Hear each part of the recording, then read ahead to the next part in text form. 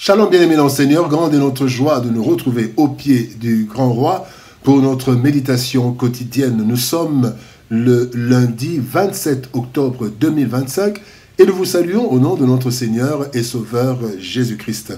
Pour notre première méditation de la semaine, nous allons lire un texte dans l'Évangile selon Luc, chapitre 13. Nous lirons le verset 7. Luc 13, 7 nous dit ceci, dans la version Louis II. Alors il dit au vigneron, « Voilà 3 ans que je viens chercher du fruit à ce figuier, et je n'en trouve point. Coupe-le. Pourquoi occupe-t-il la terre inutilement ?» Parole de vie 2017 nous dit, « Alors il dit à son ouvrier, « Regarde, depuis 3 ans, je viens chercher des figues sur ce figuier, et je n'en trouve pas. Coupe-le. Ce n'est pas la peine qu'il use la terre inutilement. » Es-tu utile? Es-tu utile? Tel est le thème de notre méditation de ce lundi 27 octobre 2025. Bien-aimé dans le Seigneur.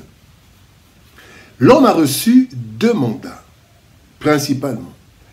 Le premier, qui est repris dans Genèse chapitre 1er, verset 28, consiste à peupler la terre, la dominer, la développer et en jouir en tant que créature à l'image de Dieu. Le second mandat, transmis par le Seigneur Jésus-Christ dans Matthieu chapitre 28, verset 19, consiste à sauver l'humanité et peupler le royaume des cieux par ceux qui auront accepté Christ. Comme le dit Matthieu chapitre 16, verset 19, « Je te donnerai les clés du royaume des cieux pour y faire entrer ceux qui auront cru. » Le texte du jour, bien-aimé, relève en image la négligence du deuxième mandat par plusieurs. En effet, nous chrétiens avons 2 mandats, les 2, mais avec une priorité sur le deuxième mandat pour rétablir les choses selon Dieu. Ce deuxième mandat est directement lié au mandat du Christ. Voilà pourquoi Jésus-Christ déclare dans Jean chapitre 20, verset 21, « Comme le Père m'a envoyé, moi aussi je vous envoie. » Bien-aimés, Dieu attend que nous portions beaucoup de fruits, selon Jean chapitre 15, verset 16. Le propriétaire de la vigne, c'est Dieu. Et nous sommes les vignes. Alors, bien-aimé, occupes-tu la place inutilement, sans porter du fruit? Voici quelques leçons que nous tirons de notre texte du jour. Bien-aimé, d'abord, nous devons savoir que notre utilité, c'est de vivre une vie de témoignage pour le bien des autres. Paul en fait allusion dans Philippiens chapitre 1er, verset 21-24. Il dit, « Mourir c'est un gain, mais si je dois rester, c'est pour être utile, pour votre bien. » Voilà pourquoi Christ a dit dans Jean chapitre 17, verset 15, « Je ne te prie pas de les ôter du monde, mais de les préserver du mal. » Bien-aimés, nous pouvons dire aussi, « Je ne te prie pas de les ôter du monde parce qu'ils ont une mission que je leur ai confiée, annoncer partout ce que j'ai accompli à la croix. » Bien-aimé dans le Seigneur, cette vie de témoignage s'articule principalement en 2 aspects. Le premier aspect, bien-aimé, c'est une vie qui confirme l'œuvre de la croix. Oui, bien-aimé, nous devons avoir des vies qui confirment l'œuvre de la croix. Dans Matthieu chapitre 3, le verset 8 et verset 9 nous dit, « Faites donc de bonnes actions pour montrer que vous avez changé votre vie. Ne vous mettez pas à penser, notre ancêtre c'est Abraham. Oui, je vous le dis, vous voyez ces pierres ici. Eh bien, Dieu peut les changer pour en faire des enfants d'Abraham. » Dans une autre version, verset 9, il est dit, « Produisez du fruit digne de la repentance. » Bien-aimés dans le Seigneur, nous devons présenter au monde une vie transformée pour que le monde sache réellement que Christ transforme.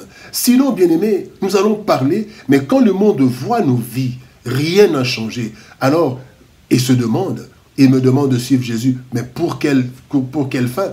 Parce que ma vie n'est pas différente de la sienne. Bien-aimés, cette vie transformée doit être vue d'abord en famille, qui est notre Jérusalem, famille restreinte, famille élargie.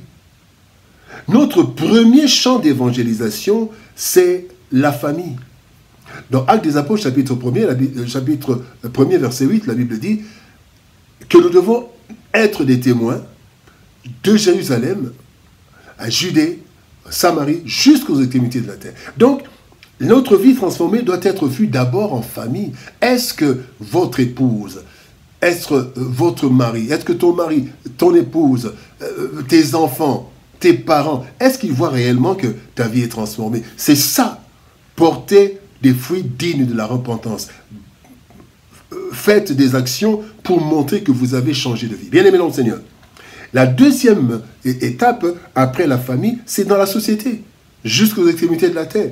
Bien-aimés, il y a manque de modèles aujourd'hui. Et tout le monde croit que pour réussir, il faut tricher et voler. Mais c'est à ceux qui sont changés, ceux qui sont transformés, qui doivent montrer que réellement avec Christ, il y a un vrai changement. Les choses changent, c'est une nouvelle créature parce que Christ nous a changés. Et ces personnes pourront accepter l'œuvre de la croix. Le deuxième aspect, bien-aimé, de cette vie de témoignage, c'est une vie d'évangélisation. Marc 16, verset 15 nous dit, « Puis il leur dit, allez partout dans le monde et prêchez la bonne nouvelle à toute la création. » Bien-aimé, cette vie d'évangélisation, nous devons évangéliser d'abord pour le salut de l'humanité. L'humanité est en danger. Et quand nous n'évangélisons pas, nous sommes sous l'infraction de non-assistance à personne en danger. Bien-aimé, Matthieu 7, 13 dit, « Entrez par la porte étroite, large est la porte. Spacieux est le chemin qui mène à la perdition, et il y en a beaucoup qui entrent par là. » Nous devons sauver ceux qui vont sur le chemin de la perdition. Nous devons les sauver par l'évangélisation. Nous devons leur parler de Jésus. Ils voient nos vies et nous leur parlons de Jésus. Et nous devons avoir une vie d'évangélisation, mais aussi pour notre propre salut et sécurité. La Bible dit dans Jérémie 29, verset 7, « Recherchez le bien de la ville où je vous ai mené en captivité, et priez l'Éternel en sa faveur, parce que votre bonheur dépend du ciel. » Bien aimé, ici il y a deux choses qui sont demandées. D'abord, recherchez le bien de la ville. Et la Bible dit que la ville, quand les justes se multiplient, la ville, le pays est dans la joie. Et les justes vont se multiplier comment? C'est par l'évangélisation. Une vraie conversion. Nous devons parler de Jésus. Nous devons amener les hommes et les femmes à Jésus.